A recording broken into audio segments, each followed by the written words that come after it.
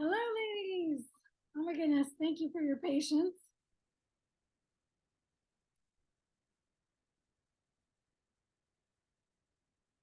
It's Wi-Fi. Okay, so it's like one thing after another today with tech difficulties. I finally shut down this computer so it could do its updates.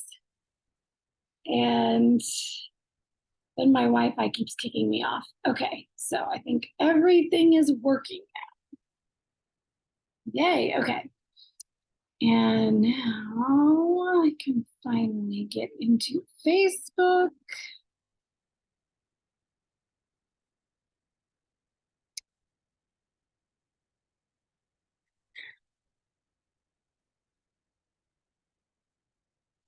How's everyone's Monday going? While we're waiting for all the tech to do what it's supposed to do.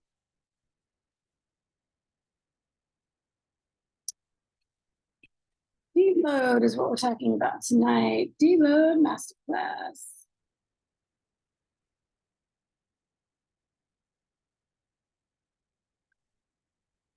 Yes, Tina just got back from her workout. Appropriate topic. Yes. For those who are on with me live, share in the chat. Do you take deloads? Is this something, do you know what a deload is? Is this something you're familiar with, or is it brand new to you?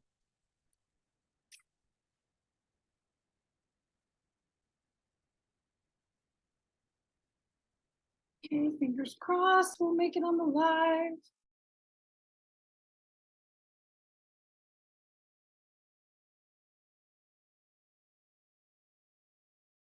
It's going.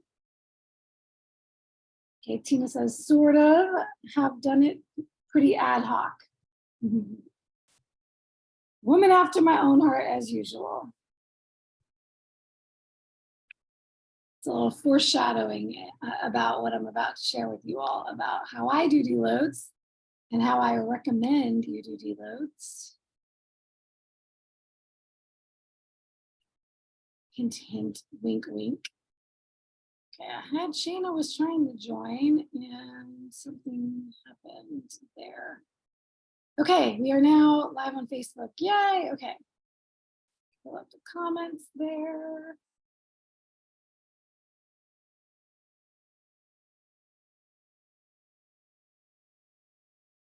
All right, all right, all right. We are back for another Monday Masterclass. It's your girl, Natalie, the Keto Bikini Pro. And tonight we are talking about deloads. Tonight's topic is very specific and pointed. So it's not going to be as lengthy as some of our other ones. It's a very simple concept, or at least I'm going to explain it in a very simple way, I hope, so that, as usual with everything I share here, you know how to apply it for your context, and you walk away with being able to look at your own context and your own situation and your own training plan and your own body and your own energy levels and all of that, and be able to evaluate for yourself. When do I need a deload? How should I take a deload? First and foremost, let's define what a deload is. It's as simple as taking a set time period, a few days, a week, of lowering the intensity of your training. Intensity is the easiest way to explain it, but it can be lowering the intensity in many different ways. It can be you're not going to lift as heavy as you have been trying to lift. You may be doing fewer sets or fewer reps than usual. It's basically lightening the load, which is why we call it a deload. So if you think about, if you're on a progressive training plan, which is what I always recommend, being on some sort of progressive training plan where you're going for progressive overload, you are trying to do a little bit more than you did last time, each time you get into the gym, whether that is reaching for the next weight, adding another rep or two, adding some more volume in the way of now you're going to do some more sets than you were doing in the last phase of your training. You could be doing, let's see, in the training Q&A, I talked about different ways of getting progressive overload. So that could be things like supersets or giant sets or drop sets, or all these different kinds of ways that you can keep progressing in your training. The concept of a deload, and why in the fitness industry they'll talk about how important it is to do deloads, is because your body is not going to be able to always do more than last time every single time. There are going to be times where your strength isn't there, your energy isn't there. Maybe you didn't sleep as well the night before. Maybe it's a more hectic, emotionally stressful time this particular week, or you're traveling, or any number of things where your body may not be at capacity to be able to do what you did last time. So if your only goal ever is to always do more than last time, you may be overtraining. Now, when I work with people, I always say, try to do more than you did last time. Why? Because when, and this is going to be the underpinning of everything I share about deloads tonight. For most people, if they just look at a program on a page and do what the program on the page is doing without tapping in and checking in with their own body and their own capability, 9 times out of 10, that person is not going to do enough. So I usually err on the side of always try to do more. Go to failure if you can go to failure, meaning muscle failure, meaning mechanical failure. Try to go as far as you can't get out one more rep with good form because you pushed it with everything you have. I say that because for most untrained or not high-level athletes, most people are not going to do enough if they're not thinking all out, balls to the walls. Except for that small percentage of people, and there are some in this group, who will err on the side of overtraining. And for those people, I have to be more strict about, okay, don't add anything to your workout. Don't be trying to go so hard with the weights that you're losing your form and things like that, because some people are just wired that way. But for the majority of the population, if I'm not pushing really hard to tell you to push really hard and challenge yourself every time, you're probably not going to get the stimulus that you need to get the kind of muscle growth and the body change that you really want. So with that being said, some programs out there, if you buy a program, let's say off the shelf, meaning you go to a website like one of my faves, I know one of Tina's faves too, Mind Pump, one of my favorite podcasts as well for fitness information. If you're looking for a podcast to add to your list, Mind Pump is going to be a great one. Say you go and you buy one of their programs. They may have, and Tina, remind me, because I know Tina's done some of their programs. I don't remember if they do this or not. If they build in a deload into their MAPS programs. They actually just put out a brand new program called MAPS Anabolic Advanced. That's what it is. It's the first yes. one. This is the first one they've actually put in a deload. Okay, you know what? Probably none of the rest of them do. Probably for the same reason I just explained, is that I'm sure for them, they're thinking the majority of their listeners and their followers are probably not going hard enough to need a deload. Right. So yeah, they just did it. Cool. Yeah, I just heard about that program. You know, it's in the back of my mind. I'm like, ooh, if nothing else, just to have it. I'm thinking of getting it too for the same reason. It sounds like it'll be really good. Tina and I like to collect programs. Yep. And certifications. Yep. So yeah, there are some other programs, you know, for those of you who know me from Keto Gains, I used to coach in Keto Gains. In Keto Gains boot camps, they program in deloads. They do their boot camp is an 8-week program. Week 6 of their program is a deload. I don't work that way, and I'll explain why. And I don't necessarily like that structure of you buy a program, you're going to have an automatic deload in the program. particularly for women. Somebody asked this question on, I think it was one of the last couple of masterclasses, or maybe it was my Q&A, about training with your cycle. And it's something I'm diving into more and more. I explained the basics on that Q&A, but it was on the training Q&A about typically what they say about menstruating women when you're still premenopause, and your first half of your cycle is likely to be, the follicular phase is when you're likely to have more strength and be able to push harder, go harder, hit style workouts, lifting more weight, all of that. And then the luteal phase, particularly that fourth week, the week leading up to the bleed, is usually when you're going to be lower energy. And it all has to do with your hormones at that stage of the cycle. So if you like to geek out on that stuff, let's say you were scheduling your training with your cycle, then you might want to consider doing a deload in that fourth week, making the fourth week of your cycle the deload week. Now, here's the caveat, and this is what I shared in answer to that question on that training Q&A. Not every woman is the same. And just because they say that this is supposed to be the best week or the worst week of your cycle, and this is how you're going to be feeling, it's different for every woman. Some women experience really difficult energy levels, mood, all the PMS symptoms, the cramps, the back pain, all of that during their bleed. Some women experience that the week before. Some, it kind of toes the line. It's like a couple days here, a couple days there. Some women get really insane symptoms during their ovulation phase. So like that 5-day period, that anywhere from 1 to 5 days around ovulation. So, and then you have hormone disruption. So if you have any kind of hormone disruption and you don't know it, you may not do what they say you're going to do in a normal, healthy cycle. Not to mention women during perimenopause, where we know hormones are all over the place, up and down and all around, and you have no idea what's going on with your cycle because you may be getting a bleed or not getting a bleed, or you're not even fully through it yet. So you don't, you're not fully not bleeding for a 12-month period yet.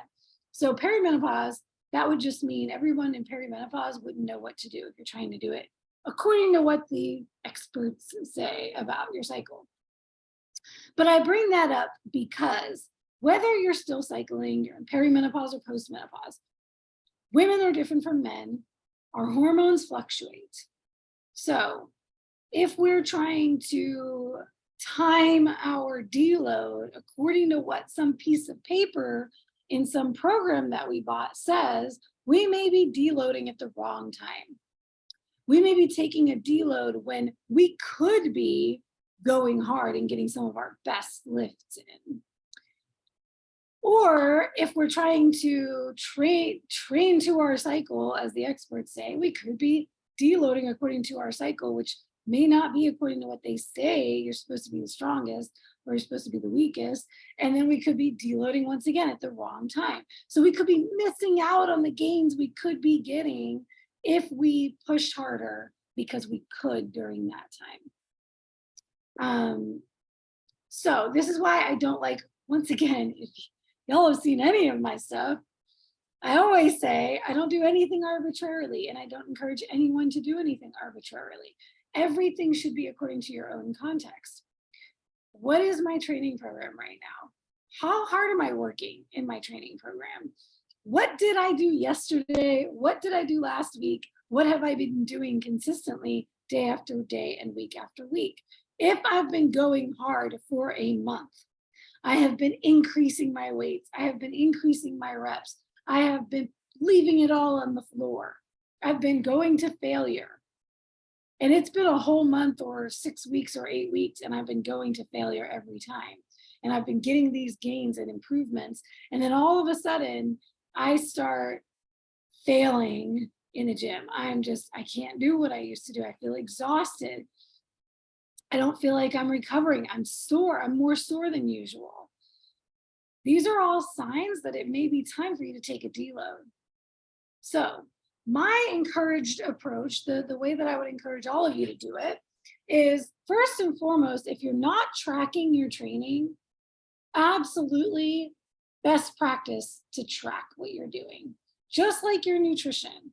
We don't know what we're doing right and what we're doing wrong and what needs improvement if we're not tracking it.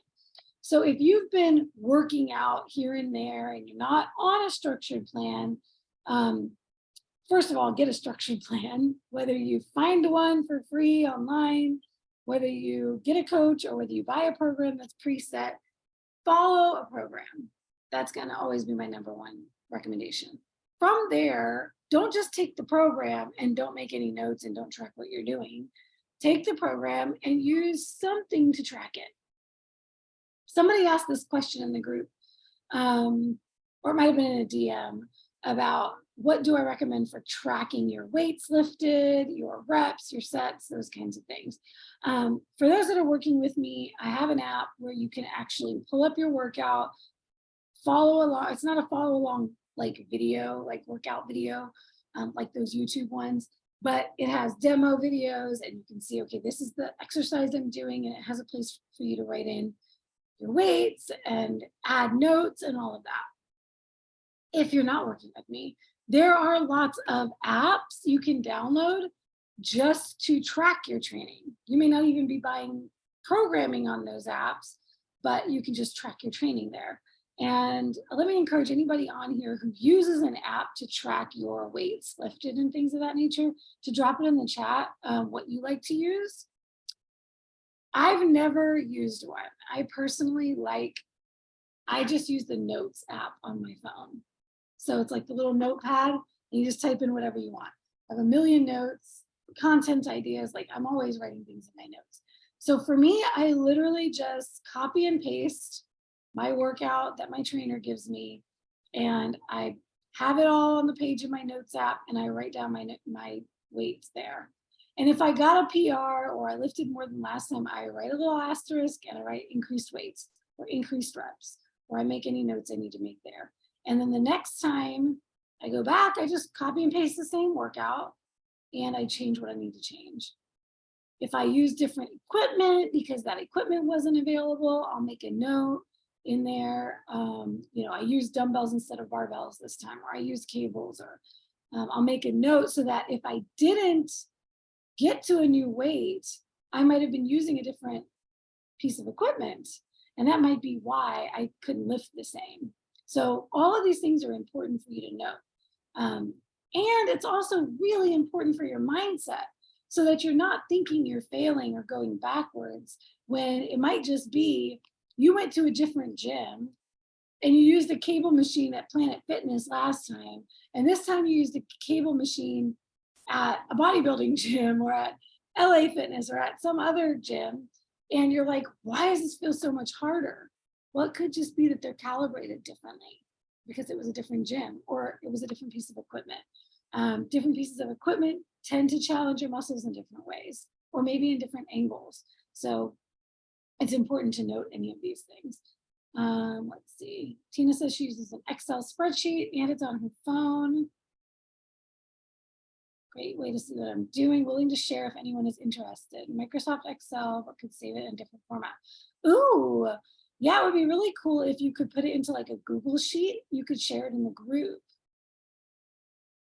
Thank you. I'm sure we will have ladies interested in that. And we can start a thread too, just for everyone to share their preferred apps or ways of tracking. That might be a cool thread to see some new ideas. But there's some, I think there's like a strength app where you can put in your data there. I know Celeste uses, oh my gosh, it's the same one, Bronson. Babe, what is your app? What is your fitness app again? Train Heroic. Train Heroic has programs you can actually purchase. So like all of Bronson's programs, functional fitness programs are in there. But you can, Celeste loves that one for tracking her weights lifted.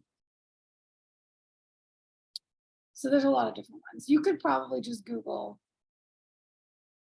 weightlifting apps or weight tracking apps.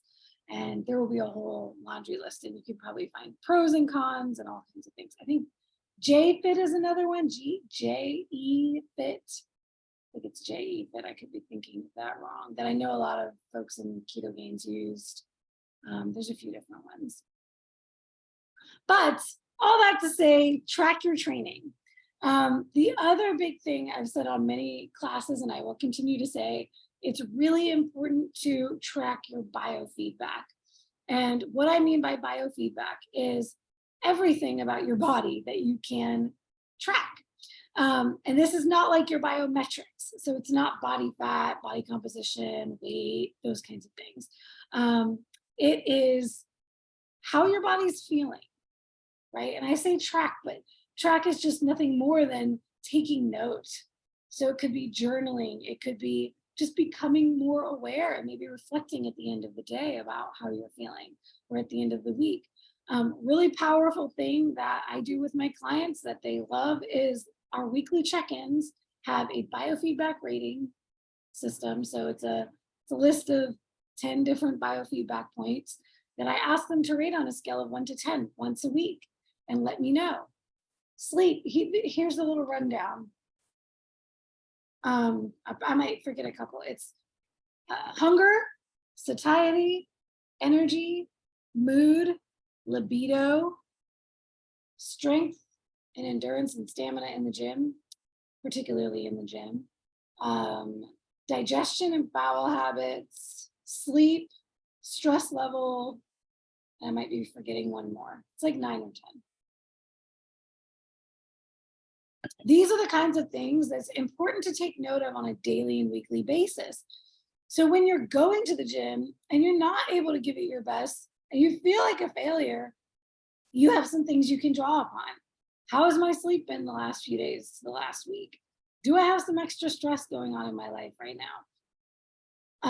How's my energy levels? A lot of these things are going to tell you, are you recovering well between your training sessions? Or are you going hard enough in your training sessions? Are you going too far? Understanding how your body's feeling and how your body's responding to things and what it could be responding to. I have a lot of ladies who are concerned about, oh, am I losing strength? And I tend to ask questions like, and these are all questions that you can ask yourself about whether or not you need a deload, whether it's time for a deload. Was it just today? Was today an outlier? Did I go to the gym and I wasn't able to do what I'm normally able to do, but it just happened today? Like, it wasn't last week. It wasn't yesterday. It hasn't been a few days in a row. It's just today I feel like garbage, or, I'm going through, I have all this bloat and discomfort because of this meal. Really ask yourself, am I actually getting weaker, or is today an outlier? And then maybe you go back the next day and you're still struggling. Check in. Are you coming down with something? Because for me, a lot of the time when I start to do that, I also notice, oh, my throat's kind of scratchy, or I'm kind of feeling headachy, or getting kind of congested. And then soon enough, in another day or two, I realize, oh boy, I'm definitely coming down with something. And I've said this on a class before, but I will nip that right in the bud and I will stop training. Because if I try to train through that, I might be out for weeks when I could have been out for days. So don't let your ego get in the way when you think you're coming down with something, or if you had 2 hours of sleep or 0 hours of sleep the night before because you were up with your sick kid, and now you're like, what's wrong with me? I suck. Like, wait a minute, maybe you just need to take a day off. So that's the first thing to ask yourself is there just something going on today or this week that's out of the ordinary? So before, do I need a deload? Ask yourself, do I need a day off? Have you taken a rest day? That's a big one. I've got ladies who come to me who were cardio bunnies and were working out every day, sometimes multiple times a day. And then they start strength training progressively and they're wondering why they are not making progress. You need a rest day. So take at least 1 to 2 rest days a week. And if you realize, oh, you know what? I went on this trip over the weekend, so I moved my schedule around and I ended up training 7 days in a row. That's why I'm exhausted right now. So do a little digging. What's going on around you? I love this comment from Celeste in the group. I thought I was weaker for weeks. Nope, just a change in training, LOL. Yeah, I was thinking of you, Celeste. That's another reason why you might start to notice changes in your strength when you change your training program. And in Celeste's case, she changed in a couple of different ways. She went from powerlifting to a bodybuilding style, very different style of training, a lot more volume, higher reps. So if she's wondering, oh, why am I not pushing on bench press for 4 reps, what I used to? Well, it's because this time you did 15 reps and you did 12 reps and you did 10 reps and you did 8 and you did 6 before you got to the 4. So of course your body's going to be exhausted. It's not going to be able to push like if you just got in there, did a couple of warm-up sets and then went for your 4. So definitely think about that. What program am I on? How long have I been on this program? Even if it's the same style of training, but you change. So like my clients, hello, when you get your new phase from me, if it feels harder or you feel like you're not able to do as well, it may be just because you got a new phase, you got new training, your body has to adjust to the different stimulus. So that's a big part of it. The other part of it, let's say you are focused on one exercise and you're like, why am I not as good at this exercise as I used to be? Well, where were you doing it in the order of your exercises before? In your plan before it changed, maybe you were doing leg press first. And now leg press is at the end of your program and you've already done 5 other exercises and now you're getting to your leg press. That might be why you couldn't do as much as you did when it was the first thing in the order. I switch up the order of my exercises a lot because I work out in a commercial gym. So I may not be able to get the equipment that I need in the order that it's written in my plan. So I will switch things up a lot. And I actually like it that way because then I'm not always training the exact same muscle group the exact same way every time. So that may be something to consider. If there's a particular lift you want to be able to do better, then look at the order in which you're doing your exercises and move that up earlier in your workout and do that first and see how good you do then. Because as long as you're warm, those first couple of exercises that you do in your training program are going to get the most out of you. So here's another little tip about good programming. And there can be reasons why programming has different orders depending on what you're working on and what your trainer is thinking is best for you. But I tend to put the compound movements, so your squats, your deadlifts, your bench press, your overhead press, the heavier lifts, I like to put those early in the program, either first or like second, so that you have something to warm up with and then that. Or you go straight into it right from your warm up, because that's going to demand the most from your body. I might have to retitle this masterclass because I'm giving you a lot more than just deload. I'll call it deload plus training tips. Oh, cool. Maria says she uses Strong. She downloaded Strong, the Strong app to track her weights. And she said it can be a lifetime purchase instead of a subscription. That is cool. That could save you some coin. Okay, so let's get back to the original topic, deloads. So how should you do a deload? And I kind of skipped over I talked a little bit about the why, right? The why is we can't expect more from our body all the time. Sometimes we need to take more of a rest. And so we have our rest days. That's the first way that we ensure that we get that rest and recovery we need. The other piece is not doing too much too frequently. So not doing full body workouts every single day. That's very, very taxing on your entire body. And then you don't have time to recover between. So I like body part splits. I like different types of splits, upper, lower, push pull legs. Sometimes I'll program full body training in for people depending on their schedule. I love a 3-day a week full body, and then you could do it every other day. Give your body a rest in between. But typically, you're going to be resting these muscle groups between your training sessions, and you're going to have your rest days as well. All of that is really going to help you recover and do better and do more the next time. But if you've been going hard for quite some time, like I said, 4, 6, 8 weeks, maybe 10 weeks, maybe 12 weeks, depending on lots of things, but your recovery ability, your genetics, your state of health, your state of fitness, all of these things. I like to do deloads based on biofeedback. How are you feeling? How are you getting stronger? Are you getting weaker? Have you been sick? Have you been taking extra days off? And only you know this, right? And your coach, if you're checking in and telling them whether you're training or not. But these are really important things for you to understand about your body. So check in and say, hey, have I been really showing up fully? Because if you've been half-assing your workouts for 6 to 8 to 12 weeks, you probably don't need a deload. You probably need to go harder.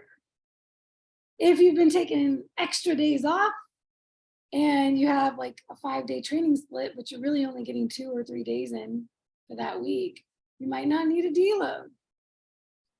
Or if you're doing that because you're struggling with recovery, then maybe you only need to be training 3 days a week instead of trying to go for 5.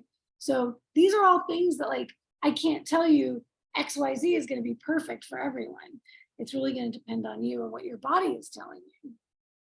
If you're brand new to training and you have not trained consistently 6 months, a year or more, first and foremost is going to be getting consistent. So you probably don't need to do a deload right away. You probably just need to get consistent. But after you've been consistent for some time and you checked in with yourself and you're like, I know I've been giving it my all and I don't have much in the tank right now. Now might be the time to take a deload. So don't do it just arbitrarily, just because the program says so, or just because some expert says you should do it at this time of your cycle.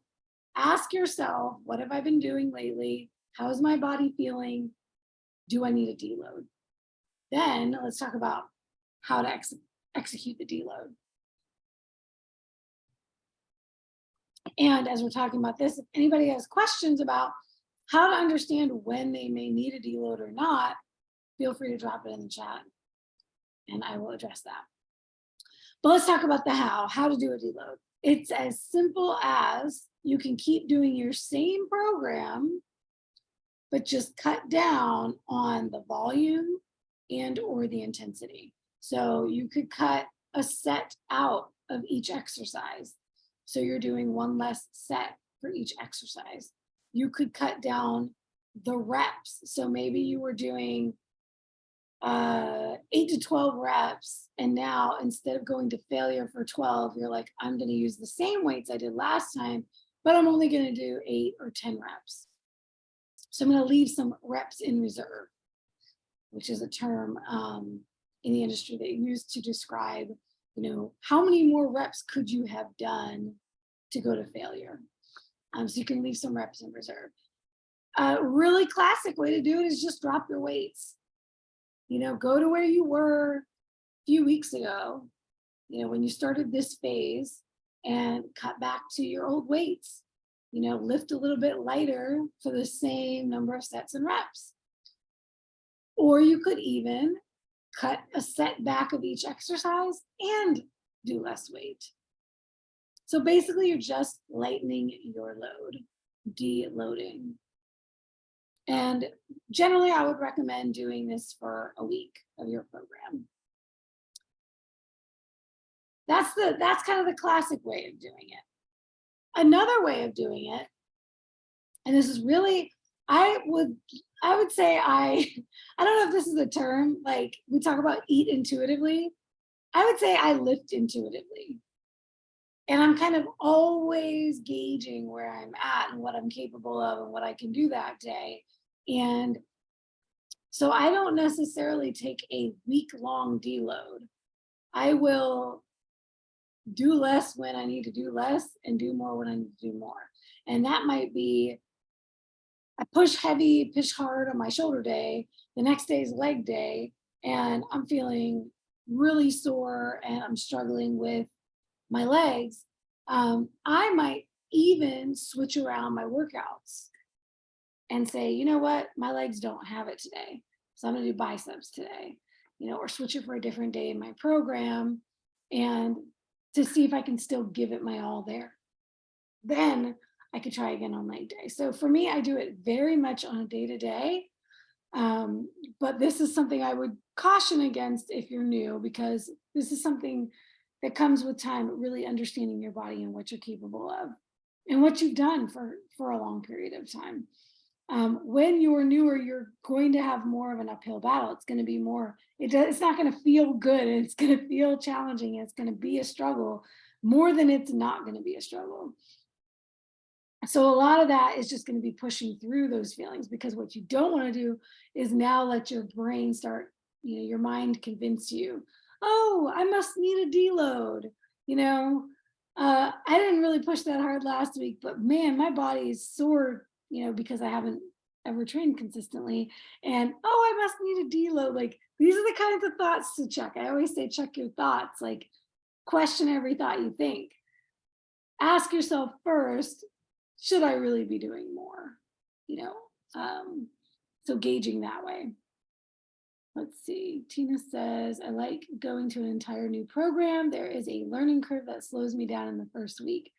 After about 6 or 7 weeks on the same program, I'm ready for a change. Yeah. Or you're ready for a deload.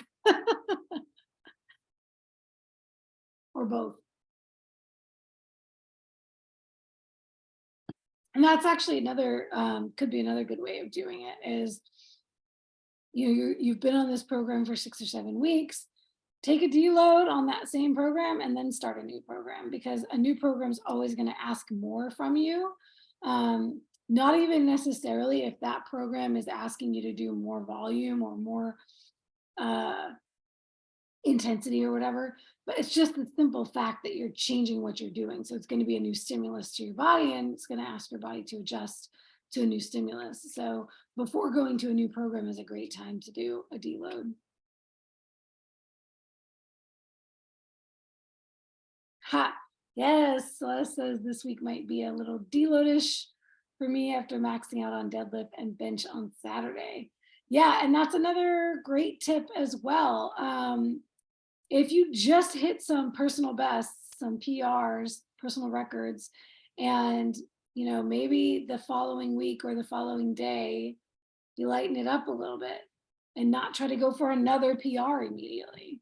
Unless you're feeling tiger blood and you're like, I can run through walls, like, go for it. Don't limit yourself.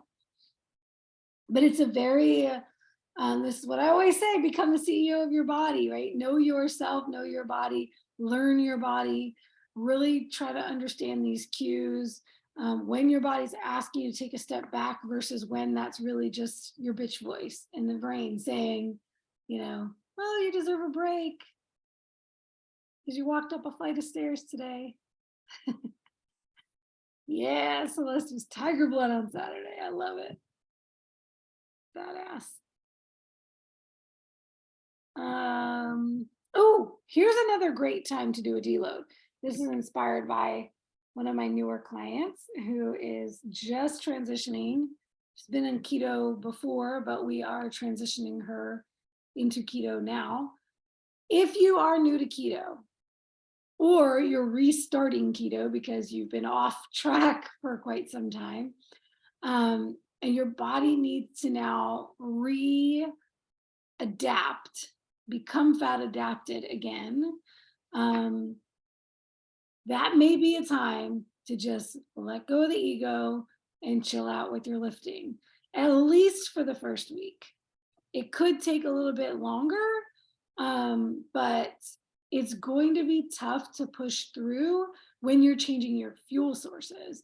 And so you're asking your body to shift its preferred fuel from carbs to fats when you're going keto. So if you're new to keto, or if you're re-entering keto, you're trying to get back into ketosis, you're already fighting an uphill battle against cravings and possible keto flu symptoms and things of that nature.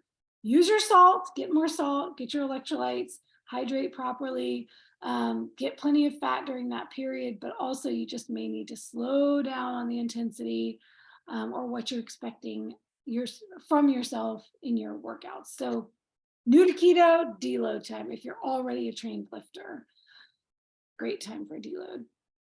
Let's see, other times for deload. Obviously, when you're sick, and I would say when you're sick, it's not even deload. It's take time, extra time off, extra rest days. Let yourself fully heal and recover before you try to go back and push hard.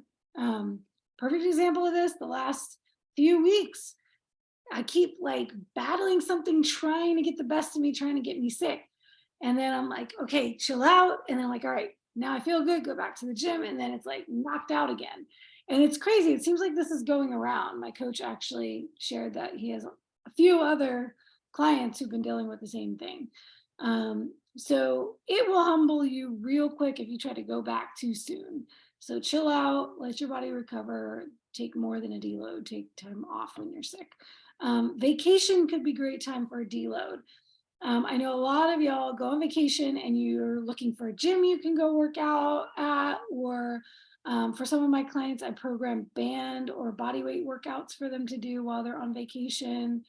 So if you're still wanting to work out while you're on vacation or traveling for work or traveling with a loved one, that may be a great time to say, okay, let me just lighten the load a little bit, do some band work, do some body weight work, cut down on the duration of my workout by cutting out some exercises or cutting down sets and reps, things like that. So travel, illness, starting a new program, meaning ending a program before you're starting the next one, right after a PR, or a few days of PRs, or a whole week of PRs, maybe the following week. And then of course, after you've been consistently just hitting it hard for weeks, check in with yourself and say, hey, when was the last time I took a deload? But especially it's going to be driven by the signs and the symptoms you're getting from your body.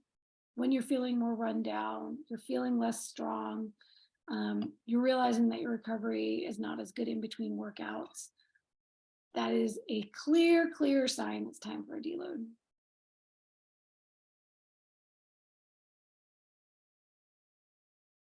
All right, look at me. I can stretch anything out to be an hour or longer. So that's really, I mean, the long and short of it is pay attention to your body, take notes, keep track of your training volume, your training improvements over time, and then check in with yourself about when is an intuitive time for a deload. So intuitive deloading is what we do around here. Does anybody have any other questions while we're on, since I actually ended a few minutes early? I started late and I ended a little early. I knew this would be a quick one because it's a pretty simple topic. But anybody have any questions? It doesn't have to be about deload. It can be anything training related or related to deloading. Thanks for being here, Tina. It's always great to have your input.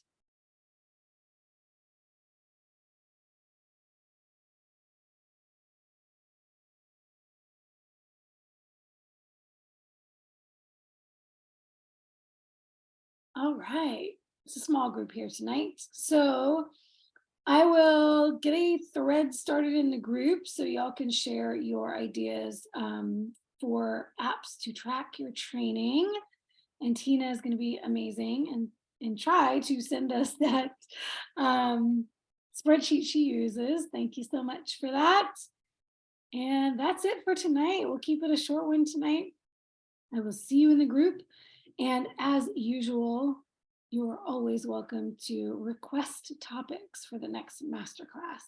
So let me know what you want to know about, and I'll see y'all on the interwebs in the meantime. Happy Monday. Make it a great week or deload week.